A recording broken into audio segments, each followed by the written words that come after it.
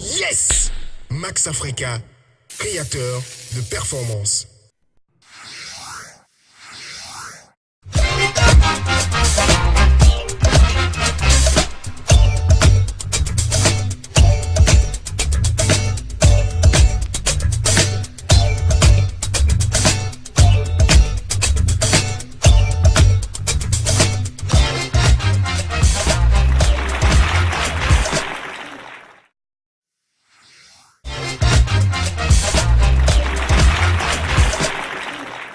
Bienvenue sur Grand Public. Aujourd'hui, c'est Jemima Katraye que vous allez découvrir. Nous allons passer quelques moments ensemble et donc je vous demande de rester en ma compagnie.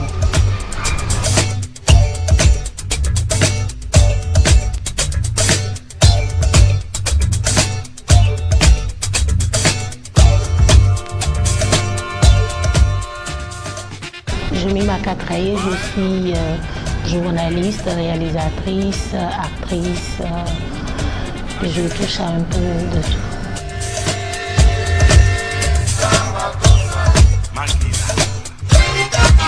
Mon parcours a été un peu sinueux, je pourrais me permettre de le dire, mais quelque part régulier quand même parce que j'ai touché à beaucoup de choses. J'ai d'abord commencé par l'art depuis que j'étais sur les bancs de l'école.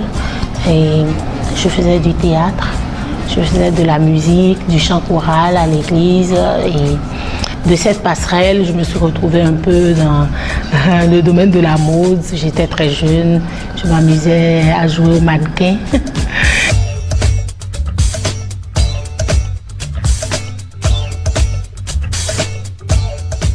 Ma vocation première, quand on me demandait quel métier je voulais exercer, c'était le journalisme. Mais ce que j'ai connu en premier, c'était la radio. Pour moi, c'était cette boîte magique de laquelle sortait une voix. Et après, j'ai connu la télé. La télé est arrivée au Bénin. Et je me suis dit, tiens, mais il y a mieux que la radio où on n'entend que votre voix. On vous voit également à la télé. Je voulais faire de la télévision. Et c'est sur cette lancée que j'ai eu mon bac. Et j'ai tout fait, jouer des coudes pour dire à mes parents que je voulais faire le CESTI, qui était la grande école de journalisme à l'époque dans la sous-région. Mais mon père m'a dit, tu te calmes un peu là, hein. Tu vas d'abord faire des études universitaires en bonne et due forme, faire une maîtrise dans un domaine que tu aimes et avant de passer au journalisme, parce que pour mon père et pour moi aujourd'hui, avec du recul, je le comprends, c'est un métier où il faut être très cultivé, il faut avoir de la culture. Et juste au lendemain de ma maîtrise en droit des affaires et carrière judiciaire, il y a eu un concours d'entrée à l'ORTB, à la télévision nationale, où j'ai été engagée comme présentatrice de programmes qu'on appelait à l'époque téléspeakerie.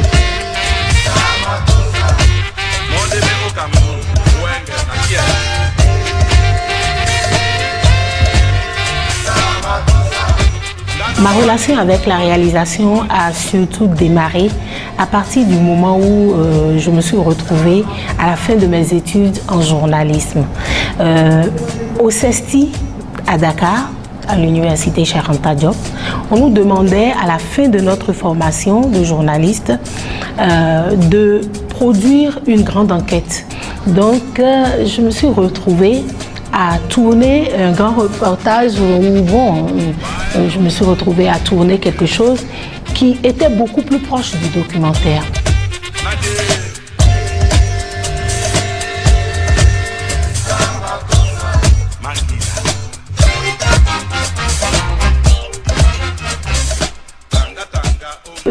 J'ai eu la grâce de naître dans une famille où j'ai été éduquée avec beaucoup de rigueur. Mais je me suis retrouvée dans une société où chacun vit comme il veut, le laisser aller est la règle, la médiocrité est la règle, et je suis obligée de faire avec. Je sais vivre avec les plus jeunes que moi et je sais vivre avec les aînés. Mais je garde quand même ma rigueur parce que pour moi, il y a des normes qu'on ne saurait contourner. Moi, j'ai choisi une manière de progresser dans ma carrière qui est assez spéciale. Je ne cours pas après les prix. Mais je ne boude pas non plus les prix. Donc j'ai eu la chance de participer à de grands festivals avec mes films, le FESPACO, Vue d'Afrique, la Green Image, et de côtoyer les plus grands réalisateurs de l'Afrique, tout au moins les plus grands. J'ai l'habitude d'entendre les jérémiades des femmes qui pensent que c'est compliqué parce qu'elles sont femmes. Moi, je ne me suis jamais sentie diminuée parce que je suis une femme, non. Moi, j'ai été éduquée de la même manière que mon frère. Moi, j'ai une grande sœur, un grand frère, et je suis la meilleure qui est venue à la fin. C'est ma manière de parler, parce que j'ai horreur d'entendre dire que je suis la dernière. Je suis la meilleure, parce que le meilleur est toujours pour la fin. Moi, j'ai la carapace assez dure, et quand je me retrouve dans des situations, même celles qui ne me plaisent pas, je ne me mets pas à me morfondre, je ne me plains pas à longueur de journée, mais je me serre les reins et j'affronte. Et j'affronte et je donne le meilleur de moi. Parce que je dis, la vie, c'est juste comme un feuilleton. Et il y a des épisodes qui passent et d'autres qui se succèdent jusqu'à ce qu'on arrête le film.